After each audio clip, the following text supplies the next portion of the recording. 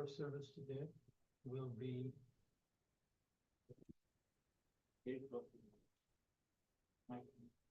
saying get it closer to your mouth.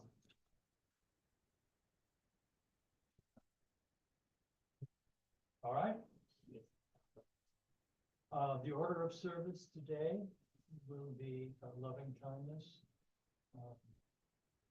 which will be led by Pramaloka, followed by about 15 minutes of silent meditation, and then a Dhamma Talk by Subodha, followed by a question and answer, and we will conclude with chant.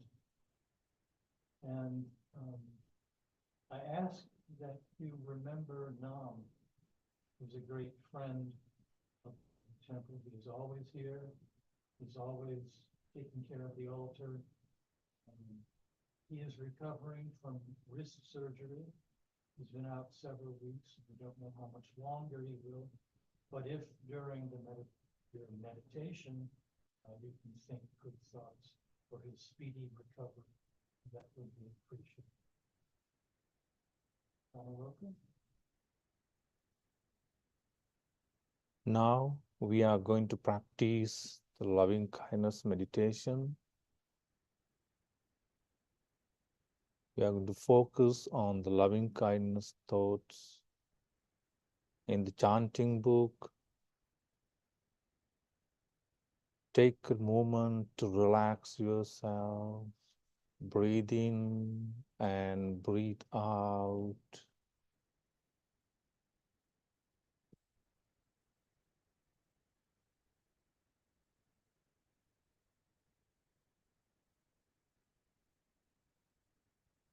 You can have your comfort zone. It could be on a cushion, on a chair.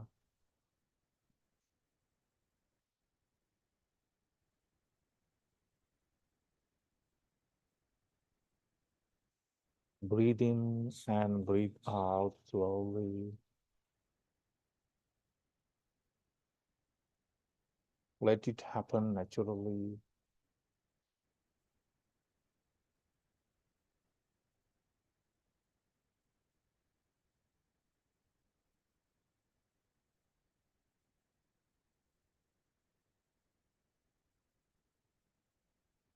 And now we are going to experience the bliss of loving kindness meditation.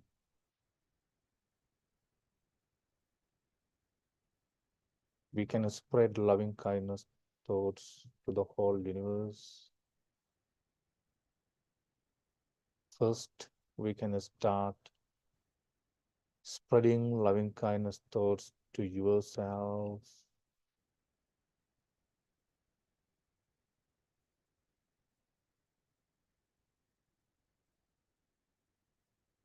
Continue the meditation till the end of loving kindness meditation with your closed eyes, only if you are comfortable.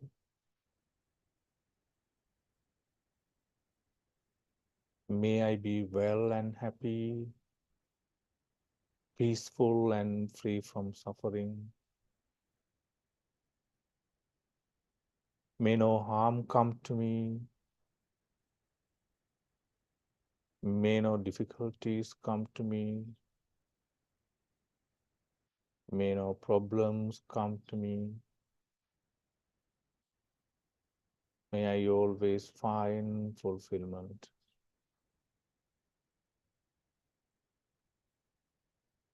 May I have patience, courage, understanding, and determination to meet and overcome the inevitable difficulties, problems, and failures in life.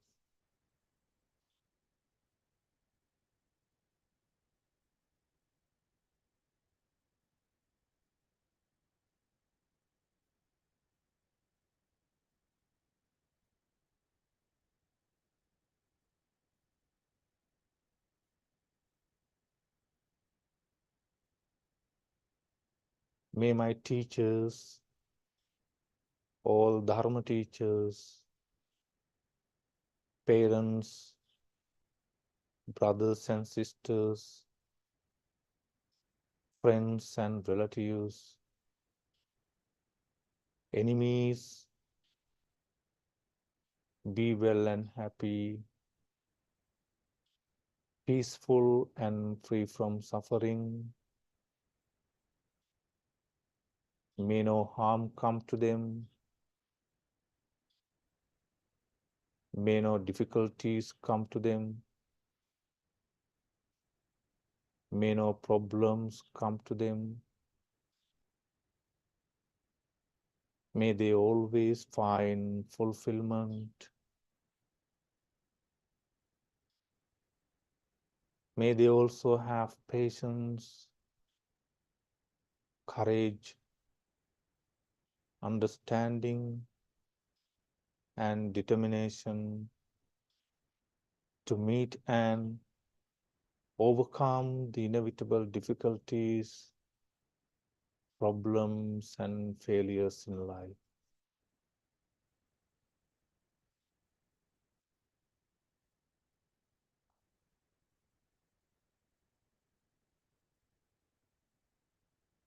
Like this, you can spread loving kindness thoughts to yourself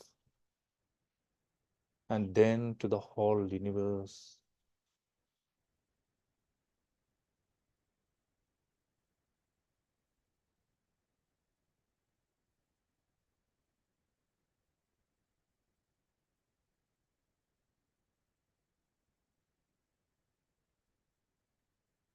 While focusing your attention to this room, to the surround and all phenomenon, spread these loving kindness thoughts to the whole universe. And now we are going to practice the silent meditation while spreading loving kindness thought to the whole universe. When you hear the bell, you can stop silent meditation.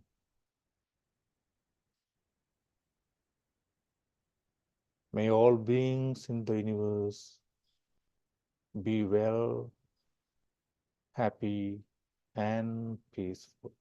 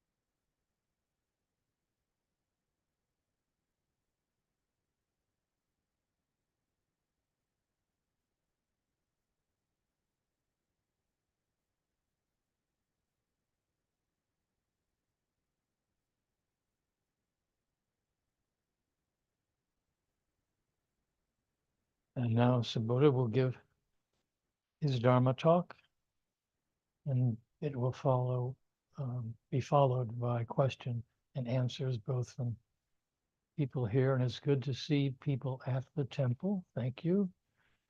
And anyone watching on Zoom, feel free to ask a question. And just a reminder, our Zoom will end at the end of the calendar year, and henceforth we will have, the temple will be opened, and we will post the Dharma talks on YouTube. So, Subodha? I pay homage to the Buddha. I pay homage to the Dhamma. I pay homage to the Sangha.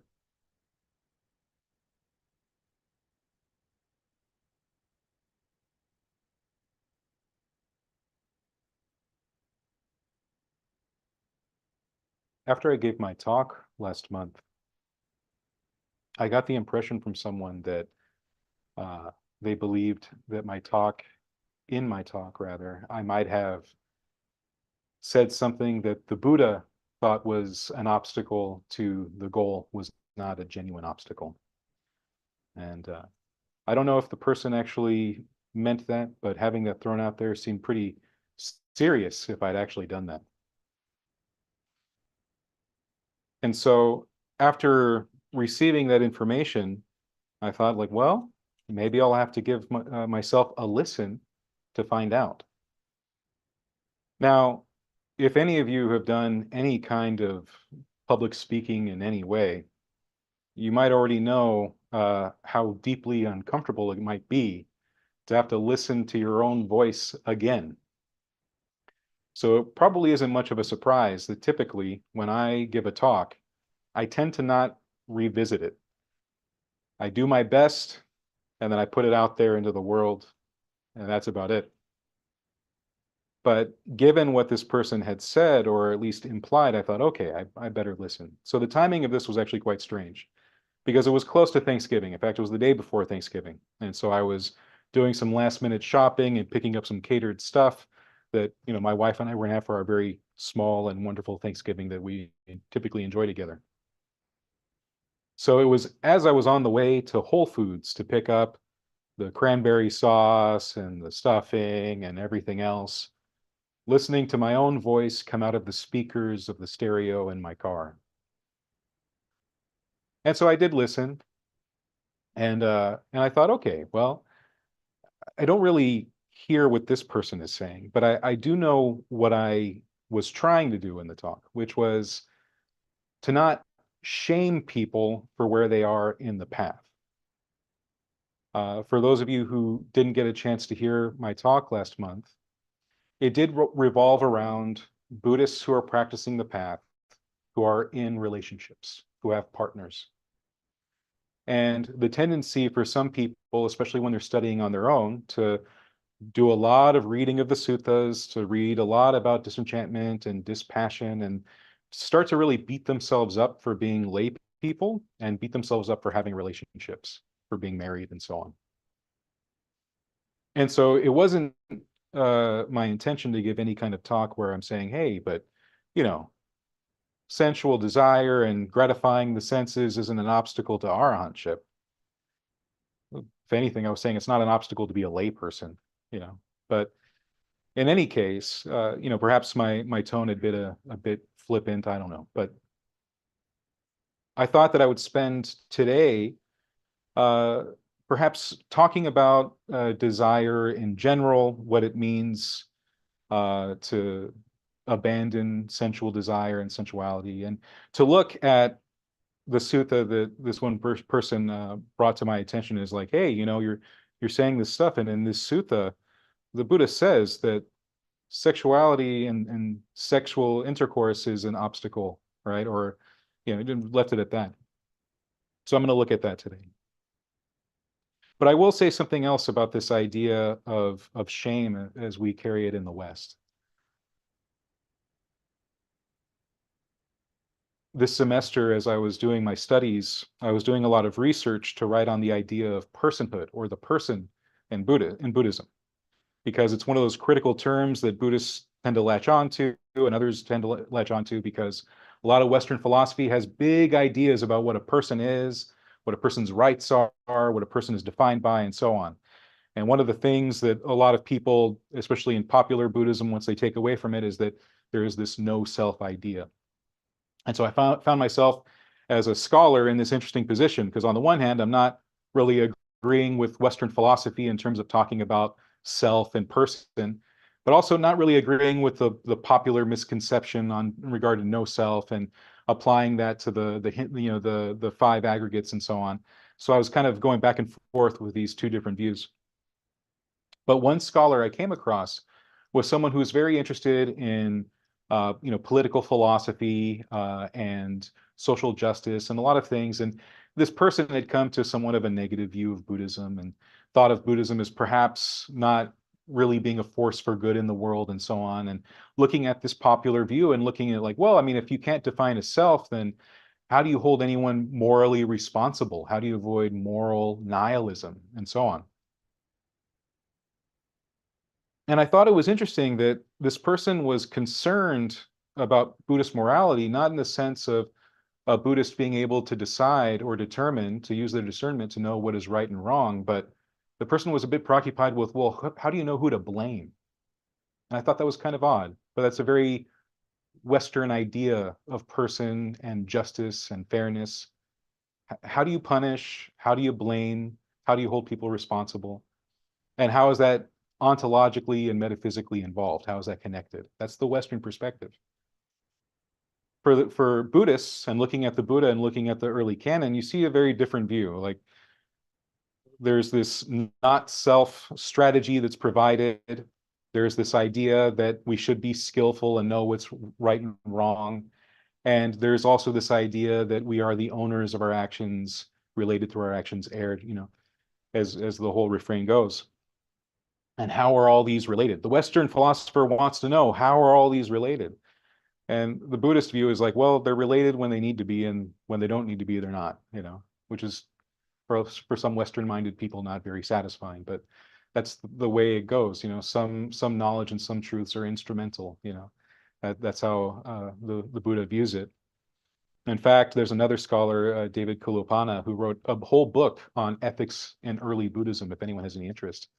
And he points out the fact that it was the Brahmanical tradition that was very, very interested in defining people in terms of what they are and what their duties corresponded to in regard to what they were, right? The caste system and so on. And in this book, he points out how, well, the Buddha and a lot of people from like the ascetic shamanic tradition viewed it more of a not instrumental, I'm losing the word right now. There's a philosophical word for kind of when you need it and when you don't. It serves a particular purpose when it doesn't. I don't know why the word is leaving my mind right now. It's because maybe I've been spending so many years emptying my brain of Western philosophy.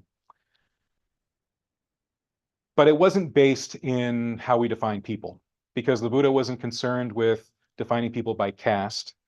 He wasn't concerned with defining people by birth. He was concerned with defining people by their actions. And so that's to the extent that we define ourselves as in Buddhism.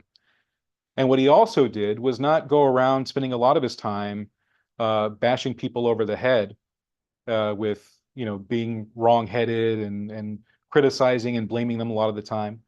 In terms of the Buddha's instructions, he tended to instruct, but he also would inspire, rouse, and encourage. And even in those passages where it seems like he's being a bit harsh with someone, he's doing it within that context. And so it was with that context in mind that I'm looking at the lay person and the lay life, especially for those who read passages like the one I'm going to discuss today and start to feel really heavy and burdened and lesser because they think that they might be the kind of person that the Buddha is talking about. So the sutta in question, this is Majjhima Nikaya 22. It's known as the water snake simile, or just the snake simile. And it begins with a monk who is completely wrong-headed. He has completely the wrong views that have come to his mind. His name is Adita. And Adita is sitting there and meditating, and we know this account from the commentaries. So with commentaries, it's a bit hit or miss. Sometimes we can really trust the commentaries. Sometimes we might need to be a little careful in analyzing it. But the sutta itself doesn't really say what thoughts sprung to his mind, but the commentaries do. And the commentaries say that Adita is sitting there meditating, and he's thinking about how there are lay people who practice the path, who develop the path, and but they're also lay people, and they're still gratifying the senses, living in the world of the senses, and they're getting to enjoy this thing and that thing as a part of their lay life. And in spite of all of that, they're able to become stream winners, stream enters. They're able to become once returners and non-returners. And it's like, wow, in the midst of their lay life, they're able to do that while still enjoying the senses. Amazing, right?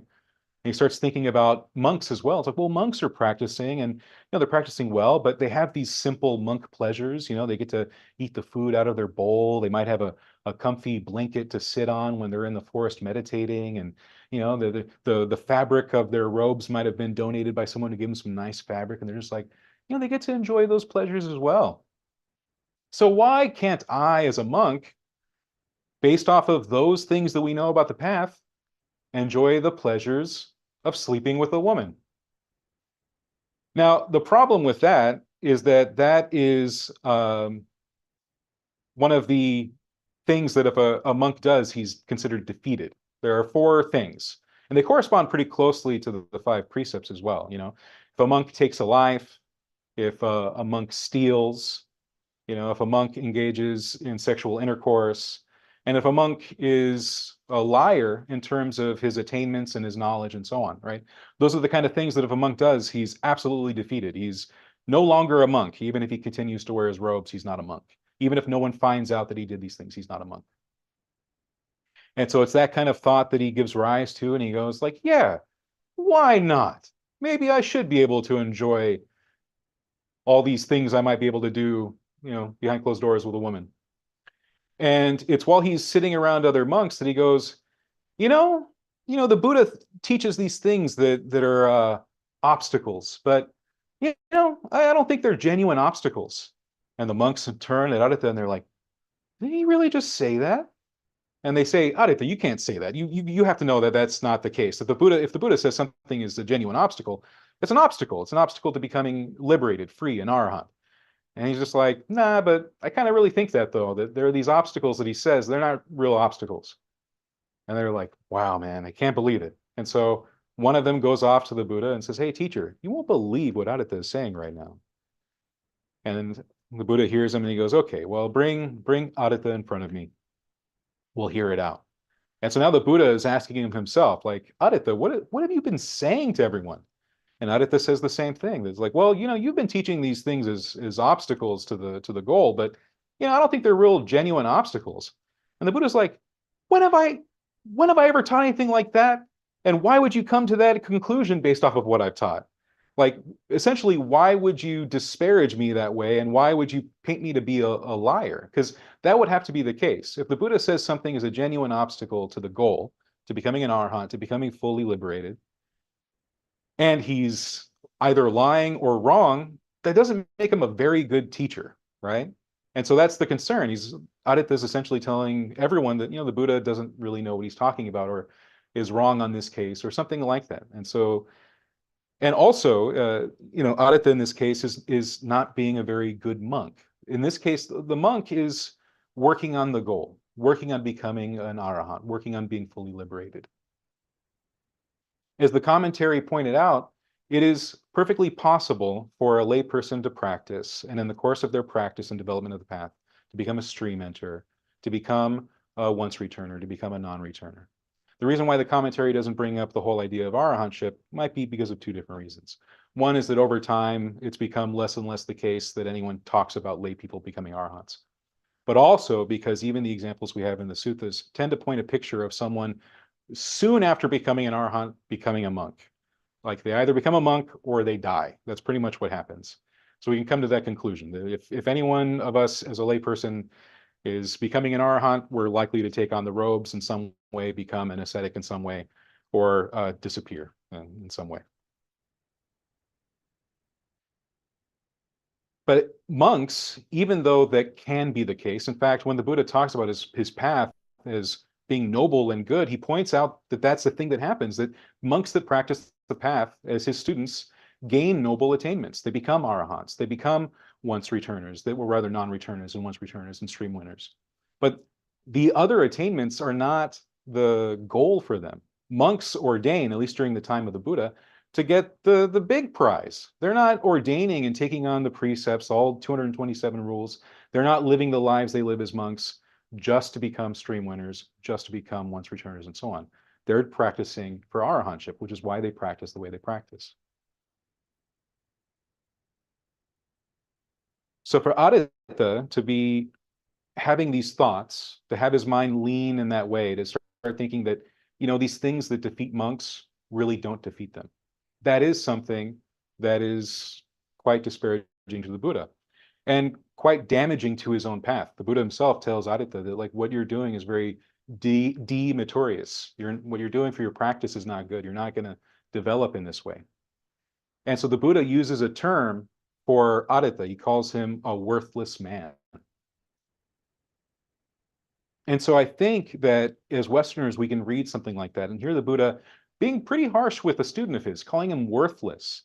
And we can take that on and reflect on ourselves and our own development on the paths, especially for those of us living as lay people. But I mean, even if there are monastics as well that aren't really trying that much on their path, there might be that same concern. Is like, am I worthless?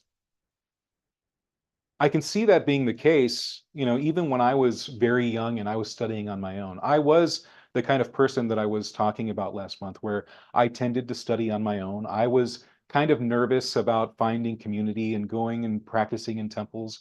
And so I was the kind of guy that picked up a book and just read passages and sort of came to my own conclusions. And given my own struggles when I was younger with my sense of self-worth and my sense of how good of a person I am, would have absolutely read something like that and thought, I'm worthless.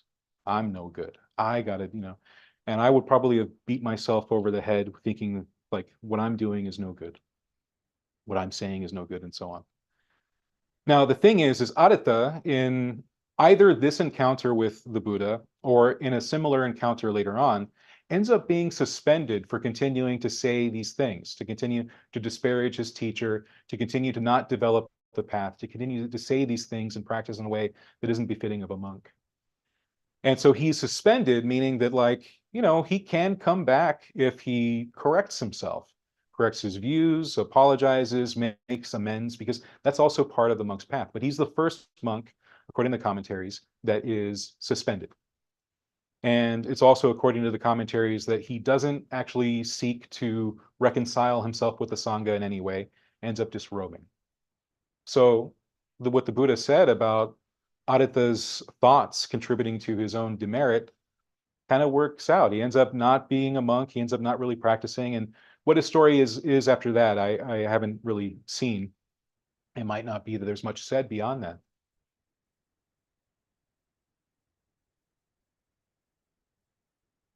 But when we're talking about obstacles, the Buddha does point out some of the obstacles he views, and the one in particular that Aditya was thinking about, as genuine obstacles. He says, but this monk, Aditya, formerly of the vulture killers, through his own wrong grasp of the Dhamma, has both misrepresented us as well as injuring himself and accumulating much demerit for himself. And that will lead to this worthless man's long-term harm and suffering. For a person to indulge in sensual pleasures without sensual passion, without sensual perception, without sensual thinking, that isn't possible.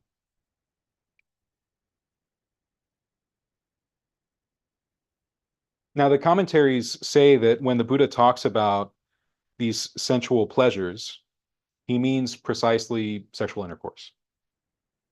And we can view it that way. But I think that we can even view it in a larger sense, the way it's read there, sensual pleasures. One of the things that we find in practicing the path is that the Buddha is encouraging us, even as lay people, to recognize the drawbacks of trying to gratify our sensual pleasures all the time, or at all. and not to try to find pleasure or happiness in developing the path, right? To see the danger of not developing the path.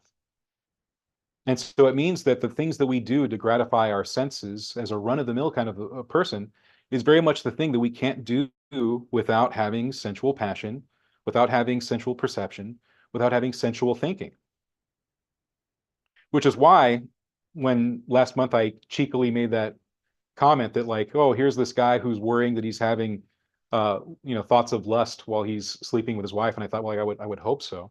It's only because how comical and ridiculous would it be for someone to try to engage in sex and not have any thoughts of sex while they're having it? I mean, it's basically at that point being a robot, and I can't imagine that being fun for either party.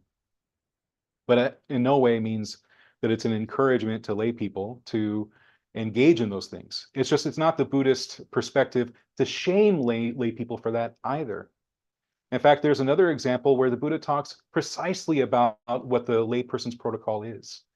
It's when the Buddha's talking to Dhammika, who was a lay follower who had a following of his own. He comes to the Buddha with, in the suttas, and we're in this sutta, it says like 500 lay people follow Dhammika and come to talk to the Buddha.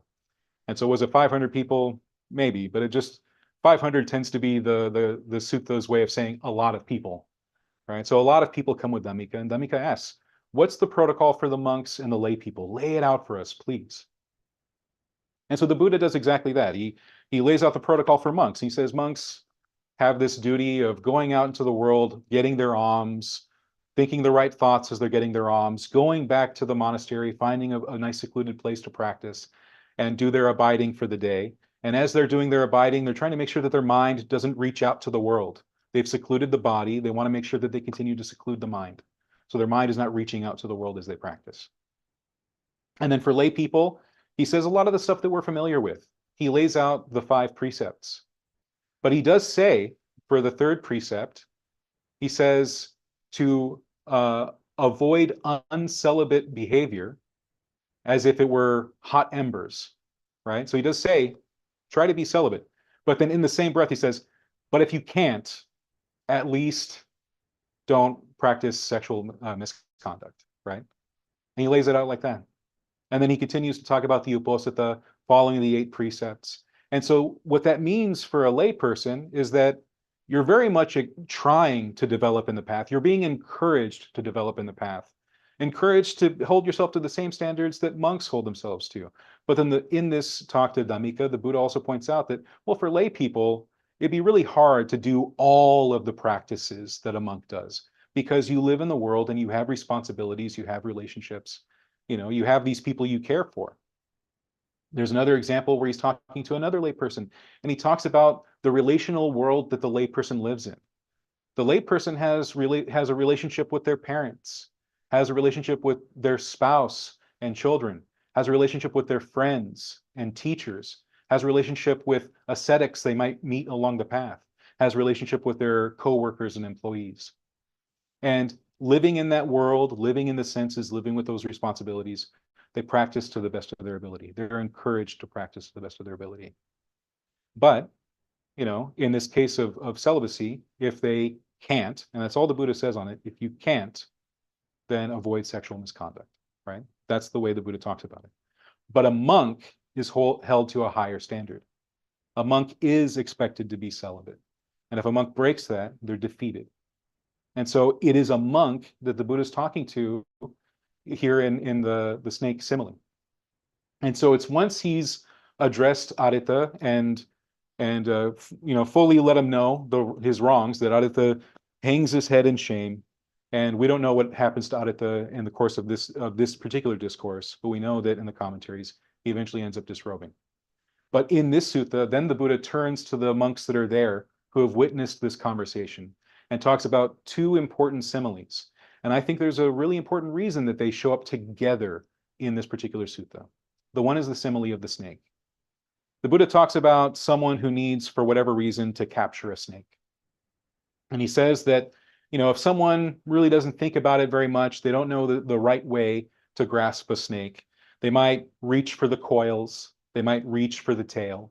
And in grabbing it, the snake will just turn right around and go ahead and bite that person, right? Either bite them in the hand, bite them in the arm or their limbs in general, their legs, whatever part of them they can bite. And then the Buddha says that, well, someone who's really skillful in capturing a snake will know to find some stick that's forked, pronged in some way, pin the snake down, and then grab with their hand the snake by the base of its head. So that way the snake's body can move around, but the person is not going to get bitten by the snake. And so in this simile, the Buddha is talking about the unskillful person being the type that tries to grasp the Dharma. They try to understand the Dharma. They try to study it and they try to apply it. And there's some cases where someone really does try to apply it, but they have wrong view. And so their application has mixed result. And then you have the other kind of person that seeks to study and understand the Dhamma, but with really no intention of actually practicing it, taking it on, doing anything with it. It's just nice philosophical thoughts to have. The Buddha refers to that kind of person as someone who studies the Dhamma to debate the Dhamma, to be an intellectual superior who can argue effectively with others and prove themselves right, but not actually practice in any way. The skillful person grasps the snake in the right way and is not harmed by the snake. This is the person who grasps the Dhamma in the right way.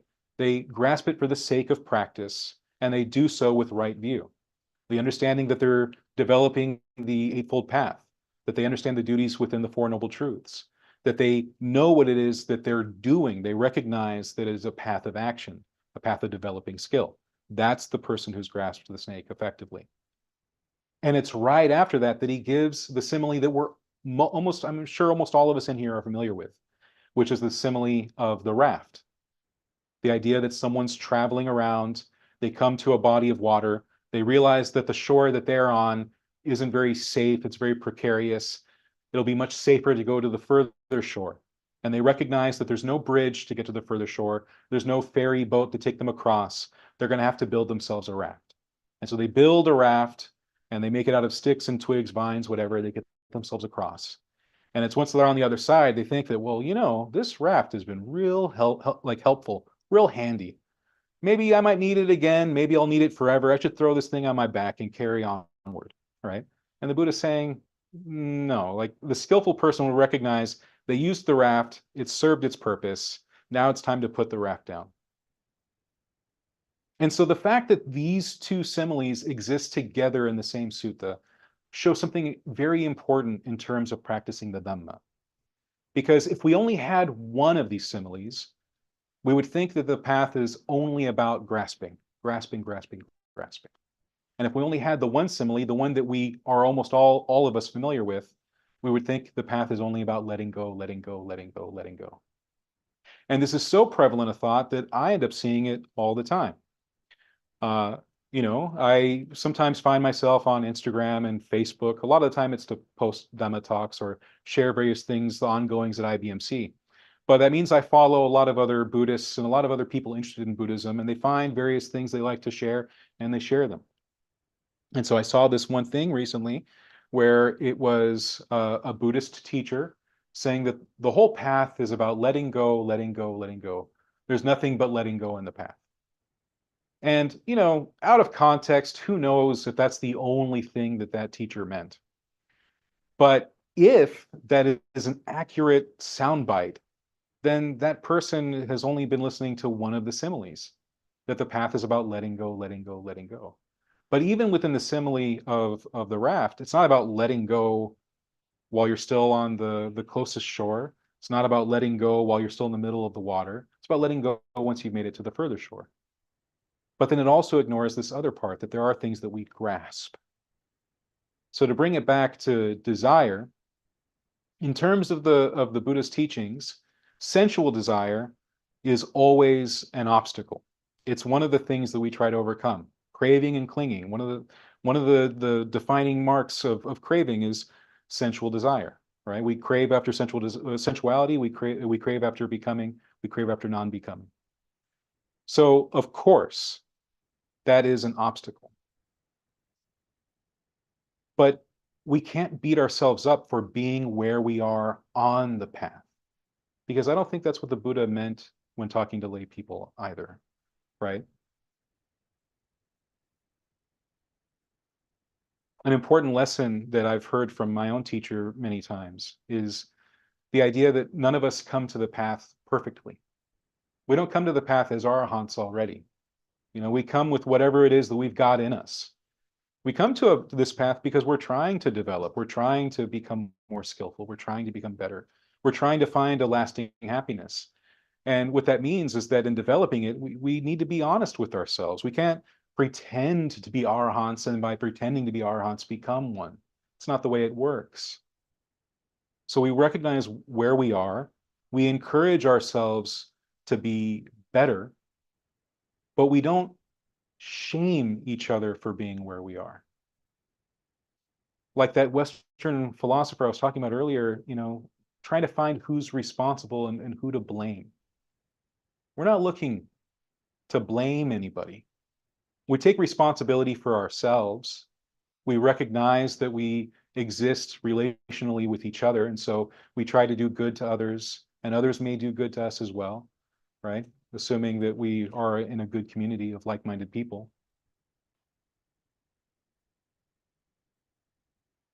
But we're not blaming anyone for where they are on the path. I can only imagine if that was the Buddha's standpoint as people came to him, really needing him as a teacher and him as a guide. If someone like Angulimala had come to the Buddha, and the Buddha, instead of showing him compassion, showing him benevolence, wanting to teach him, was just like, you're worthless, you're awful, you're terrible, and you're always going to be that way. It's your nature to be this way. And you know what? You don't need my teachings. You need to be thrown in a cell and forgotten forever, right? That was not his attitude at all, right? He recognized that Angulimala had done a lot of harm in his past. But he recognized that Angulimala could make different choices in his present and his future. And so the Buddha put his faith in that part of Angulimala's history, his present and future. The reason why Adita is someone who's considered worthless is because he's going around and saying that what the Buddha had to teach, what the Buddha had to give as a gift, is the Dhamma as a gift, didn't hold much value or importance to him. And he had been given this opportunity to develop in the path as a monk and was not using it effectively, not using it for the goal, not using it for dispassion, not using it for release, but instead getting caught up in views, and silly views at that. I mean, imagine a monk has the Buddha as a teacher. Imagine. And he's sitting in the forest thinking, sexy ladies, sexy ladies. Like, that's what he's doing with his time, right? That's a bit sad. But as lay people, we have our code of conduct. We have what we're trying to do. We have how we're trying to develop. So kind of a long and in-depth talk. I will say that as we enter into the holiday season in the next week or so, this might be a kind of an odd talk to have in the back of your mind. It's like, well, sensuality is a lot of burning coal and embers. So, remember that as you might be receiving and giving gifts and eating good food and hanging out with family. But it's true. Remember that aspect of it. But also remember that there are pleasures to be had amongst family and friends that are a part of your responsibility as a layperson. One of the things that the Buddha says is to protect, to care for your loved ones. Another way of translating that is to cherish your loved ones. And that's in alignment with the Dhamma.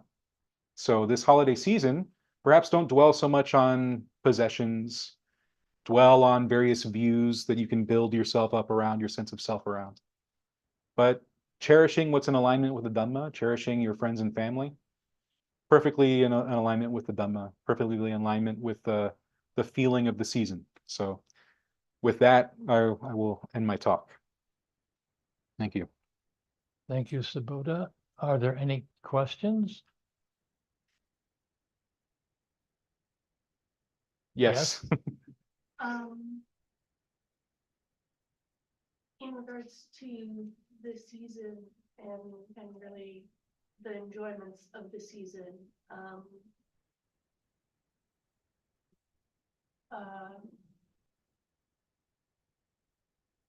Would you talk on the harmless pleasures and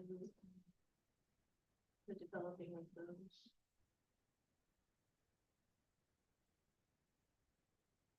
So in the ultimate scheme of things, like the most harmless pleasure that we can have is the pleasure that we have in developing good skills and developing our meditation. So development is always where we're trying to lean our mind towards. And that means that even as we're spending time with loved ones, friends, and family, we don't drop our development just because we're spending time with them. We find a way of weaving them into what we're doing, right? This is what it means to be a person of integrity, right? So that means that even if we're going to a family party, right? And you know, family parties are, there's always someone who's getting real deep into the eggnog or whatever, and there's people making remarks in what way. We can use it as kind of a test of our own development, our own compassion, our own skillfulness in our speech, our own skillfulness in our actions, and how we're able to share that with others. Can we be a safe and reliable person to be around? And then to take delight in that safety that we provide people, right? Being a designated driver, being the person who calmly receives someone's energy and redirects it some way, or you know, to find a way to be generous. You know, there is this whole aspect of generosity in Christmas that many of us as Westerners are going to participate in. And you know, I remember when I was much younger in the path, I got real like I'm so non-attached. Gifts are so lame.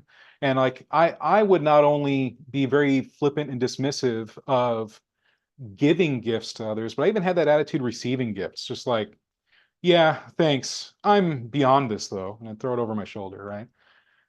You know, and there'd be people who were really ruffled by that, offended by that. Like they'd gone out of their way to give me something nice, and my attitude was meh, which is not the attitude to have, right? So we have this opportunity during this season to practice generosity, right? And generosity is not only what we can physically give or what possessions we might be able to share, even our time that we give to others this season is a part of our generosity. So being together with people right now during this season and making sure that we maintain our skillfulness, our integrity, but enjoying our time with people in alignment with the Dhamma is one way of being generous this season, really sharing our Dhamma with people, you know, that aspect of the Dhamma, that's our own presence, as well as being generous with other gifts we might be able to have, giving to those in need, giving to friends and family, making sure they feel cared for. That's a part of our responsibility as upasakas and upasikas. So that's something worth keeping in mind. Just want to appreciate. Thank you so much for all your wonderful comment. Thank you. Oh, thank you, Bante. All right, we are over time, but we'll do a short period of chanting. There'll be page 4 and page 10. I have to move over here.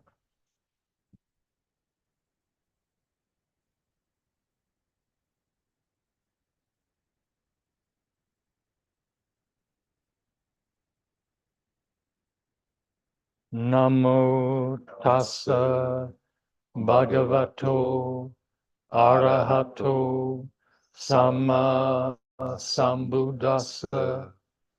Namo tassa bhagavato arahato samma sambuddhassa.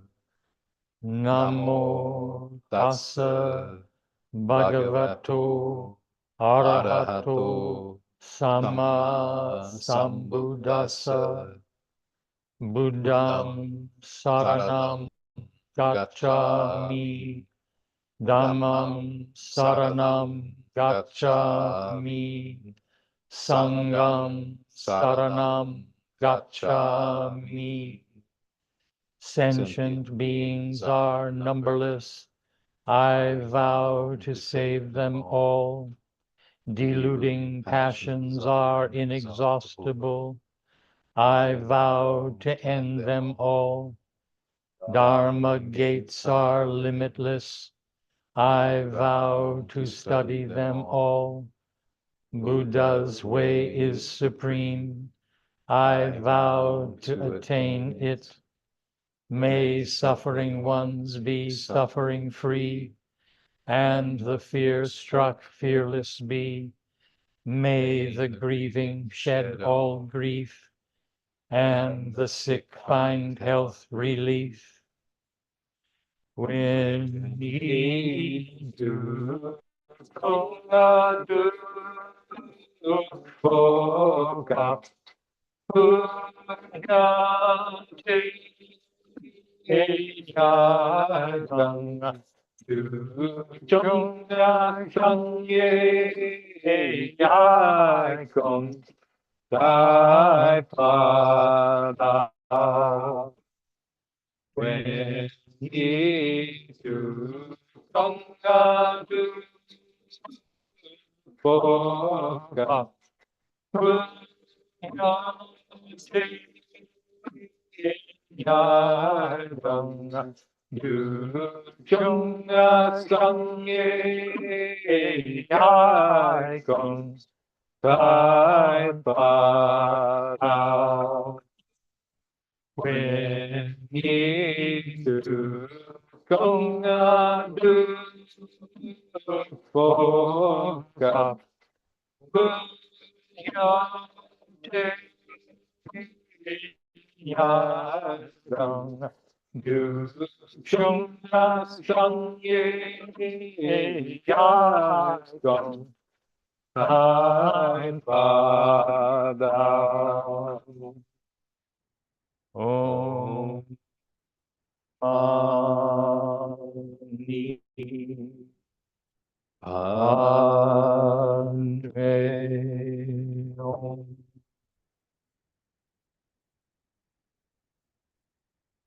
Thank you, everyone. Just a few announcements. Next week, Chandasara will be giving the Dharma Talk. I will not be here, but Panaloka will run the service. We hope that you all join us here. If not, please join us on Zoom. Are there any other announcements? I think that's No. it. Yeah. Okay. So thank you. May you all have a wonderful week. May you all be well, happy, peaceful, and free from suffering. Sadhu, Sadhu, sadhu, sadhu. And now there'll be tea and cookies.